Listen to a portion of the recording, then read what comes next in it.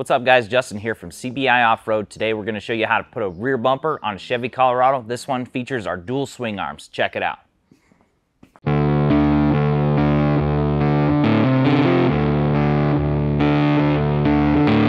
Alright, so our first step is we're going to get all this wiring out of its keepers. We're just going to use a flathead screwdriver or a trim tool to pop these out. The trailer wiring, we're going to squeeze these metal tabs, push it through to the back of the bumper, and then we'll be able to unclip it from that side.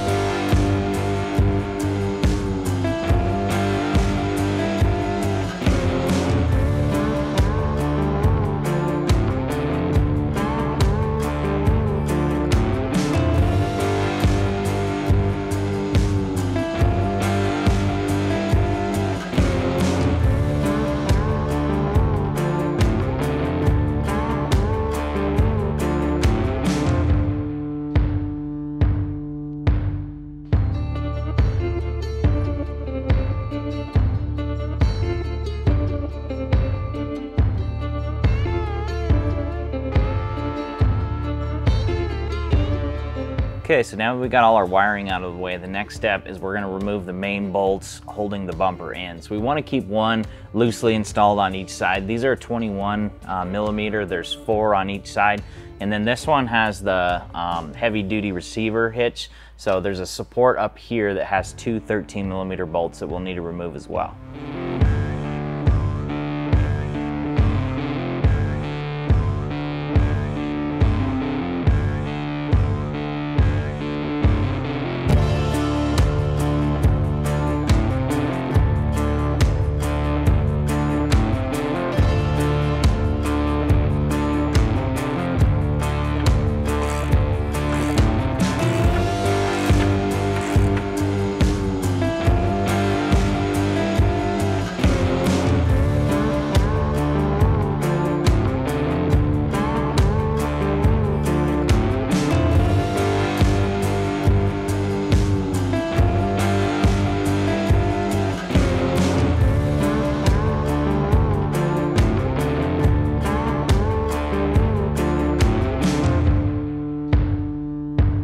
Alright, so now we're ready to install our CBI bumper. We're going to reuse the factory hardware. Just a quick pro tip, I just put a little bit of anti-seize on those bolts just to help them go in and stay there and not get all rusted out. So definitely want to get 2 people to help you. It's a heavy bumper. You don't want to be trying to fumble it around by yourself, starting bolts, all that jazz. So get 2 people, get it up there, get everything started by hand, and then we'll even it out and then tighten it all down.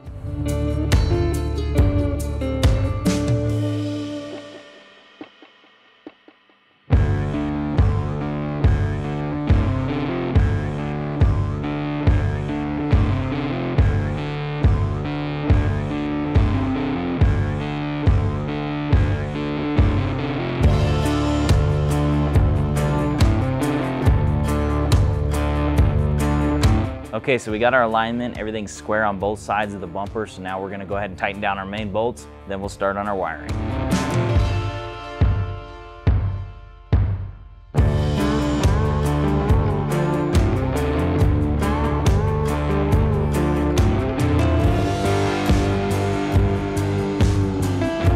Alright, so onto the wiring. We're going to take our factory trailer wiring, pop it through the bumper here, and then we'll ultimately put back on our factory receptacle, and that'll snap right into the CBI bumper. Our license plate light, we're going to cut one end off, and we're going to use the wires for our new license plate light. And the other side, we're just going to tape this up so we don't get water inside of this socket. We're going to reconnect this guy, and then the rest of the harness we're going to coil up really nice up here and zip tie it up out of the way.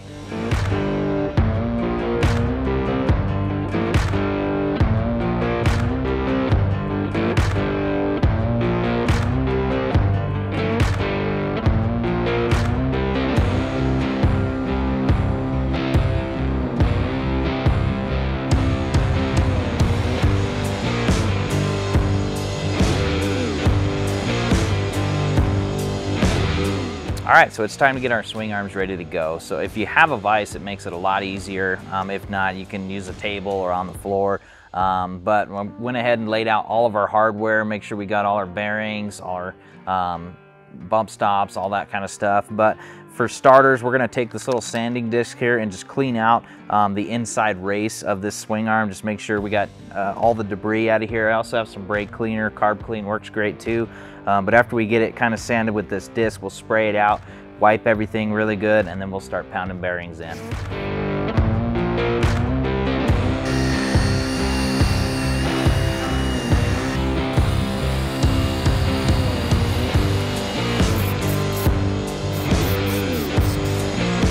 All right, so now that we got it all cleaned out, our next step is we're gonna pound our bearings and our oil seal into the race. So I have the swing arm in the up position. So on the up side, you have one bearing and one oil seal that goes in the top. On the bottom side, once we flip it over, you'll have two bearings in the bottom side. So again, make sure everything's clean. We're gonna take these bearings, we're gonna lube them up with anti-seize. This stuff is your friend. You cannot use too much of this. So make sure you cover the whole bearing and you wanna pound it in evenly. So kind of tap around it in a circle. Once it gets kind of set below this surface here, we're gonna use a socket to kind of keep it going all the way down. And you'll hear, as you tap it down, you'll hear a pitch change when it hits the bottom and it's bottomed out. So definitely listen for that as you pound it in.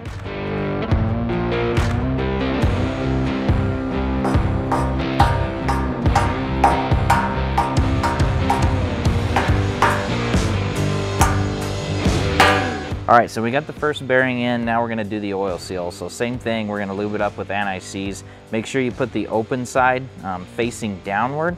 And I'm using a dead blow hammer because you don't wanna hit this really hard because this is meant to keep all the dirt and grime out of this seal. So just make sure that you don't tear it or something with a hard metal hammer. So use a softer hammer and just hit it the same way, just kind of working it around.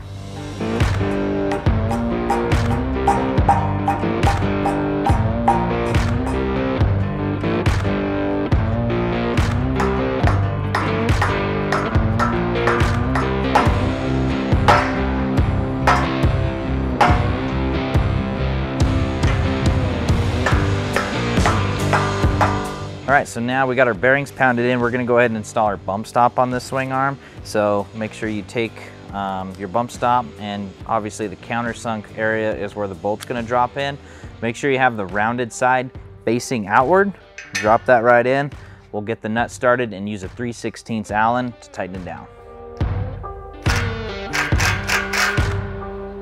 All right, so we have our driver's side swing arm prepped over there. We're gonna prep the spindle now. So I got a Scotch-Brite pad. Sandpaper will work also, but we're just gonna kind of scuff this up. Same thing, make sure there's no debris or powder coat on this spindle.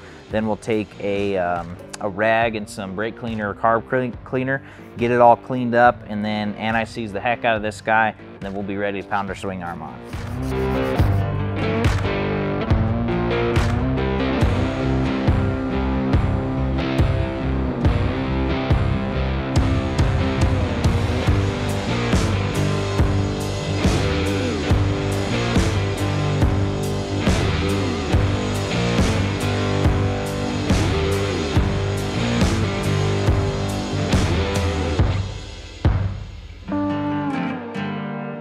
All right, so now we're moving on to the passenger side swing arm. So we're gonna start by preparing the race here, cleaning it with the sanding disc, brake clean the exact same way as the driver's side.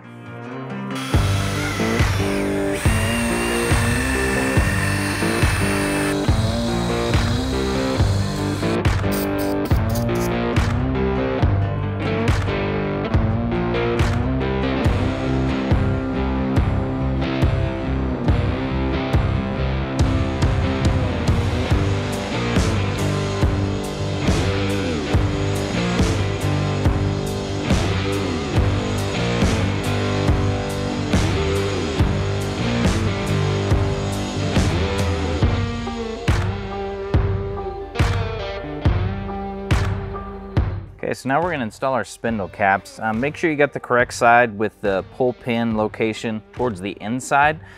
They are side specific, so keep that in mind. We're gonna start by putting some anti-seize back on the top of this spindle, and then we'll kind of pound it into place and loosely install our bolts. These are the larger ones that came in your kit with a washer. I put some anti-seize on those as well, and the tool for that is a 7/32 Allen. So we'll go ahead and get these on.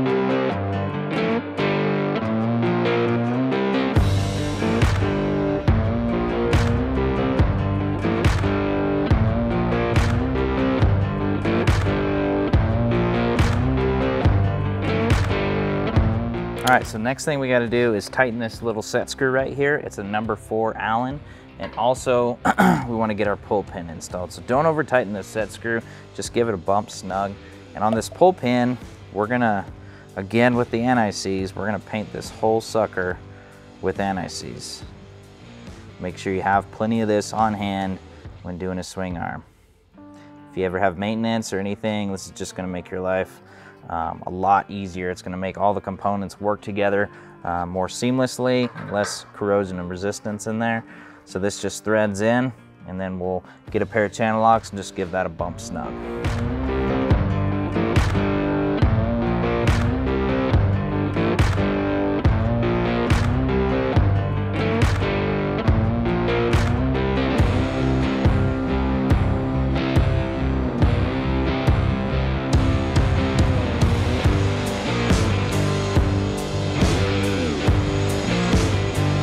Okay, next step is we got 2 bump stops on the bumper we need to install. They install the exact same way as the swing arms. Just make sure you have the rounded edge facing outward.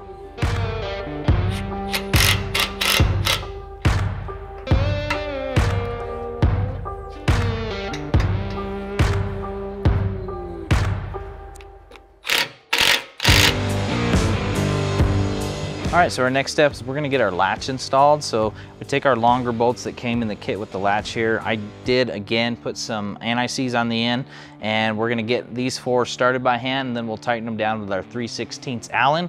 Once we get that, then we'll show you how to get the actual hook latch assembly on here.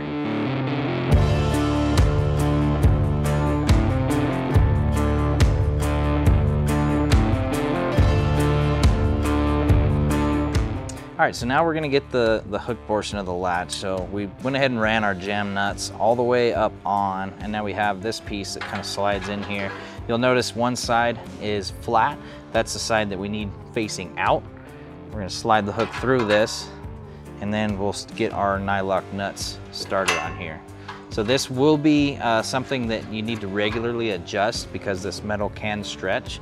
And you just make sure that you have it adjusted properly with the right amount of tension, holding the swing arm shut.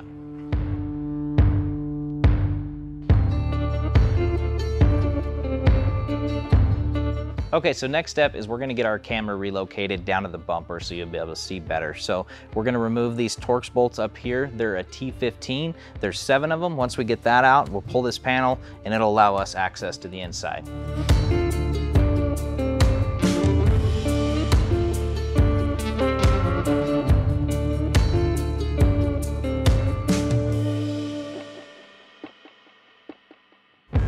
All right, so this is step 1 to relocating our camera down from the tailgate to the bumper. So we're gonna unplug so we're able to fish the wire back through. So you'll see this orange connector.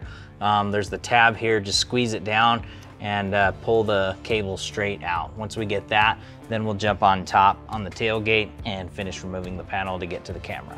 Okay, once we get down in there, you'll see there's 2 T20 Torx. We'll take those out and then we'll start fishing the wire and the camera out.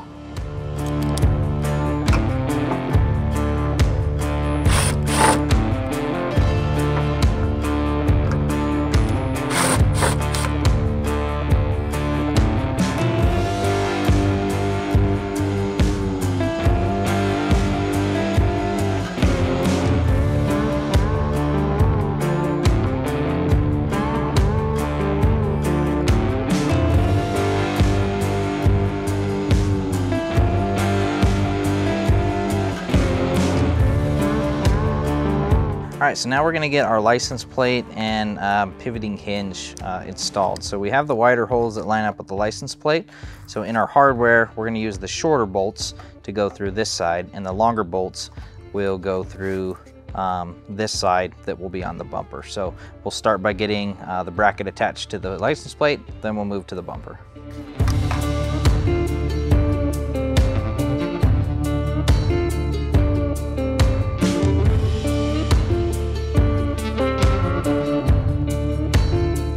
All right, so now we're gonna use these 2 holes to mount our hinge to with the longer hardware in our kit. Get it all hand tight and then tighten it down with a 5/32 Allen.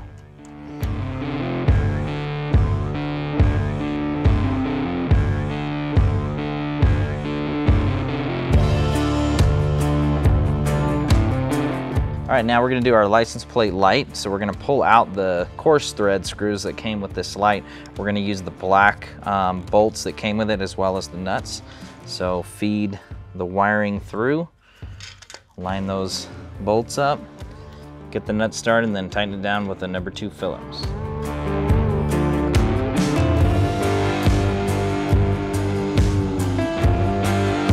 All right, so now we're gonna wire up our license plate light. So we have our factory license plate wiring here with the green and black wire. The green is gonna be the positive, black is gonna be the ground.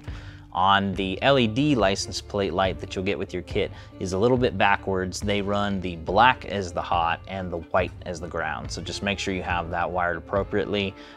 We're gonna install approximately an 18-inch jumper, but yours may differ based on how you ran the wiring. So we'll go ahead and get that wired up now.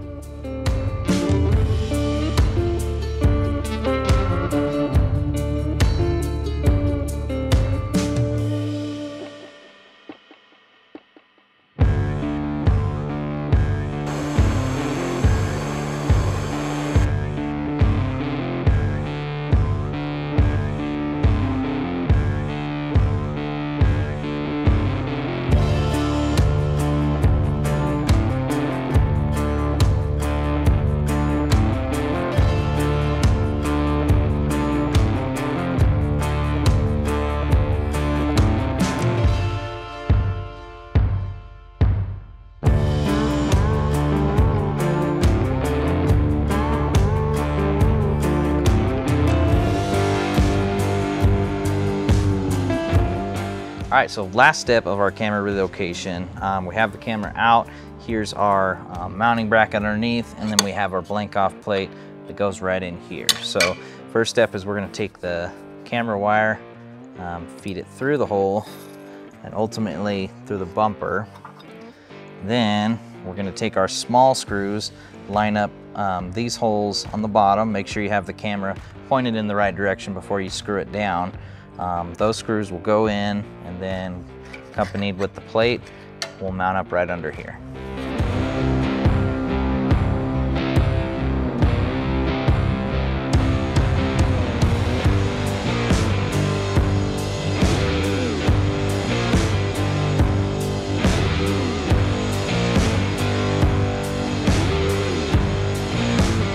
All right, so it's time for our tire carrier. So we're running an angled tire carrier, but install is gonna run the exact same as the angled and the straight. So we got our hardware prepped here. We got our washers on our zinc bolts. We're just gonna start assembling these 2 pieces just like this and just getting everything hand tight, and then we'll take it to the vehicle and get it tight over there. This is adjustable up and down, and there is a little bit of inward and outward adjustment too. So don't get everything tightened down until you get your adjustment the way you want it.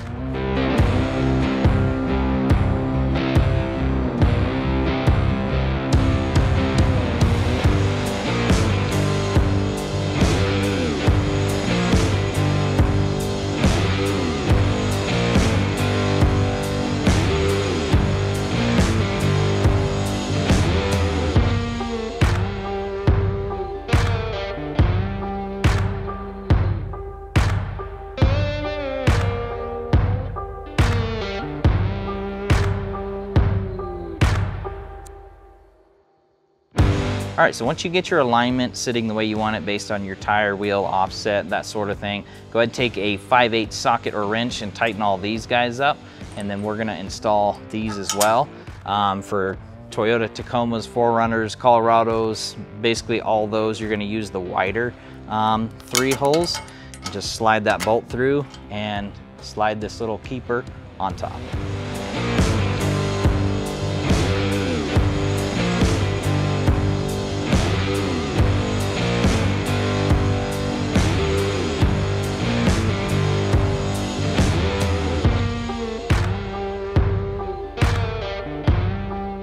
All right guys, that sums up today's install tutorial of the dual swing arm rear bumper for the Chevy Colorado. Don't forget, like and subscribe to see more videos like this and other really cool content. Thanks.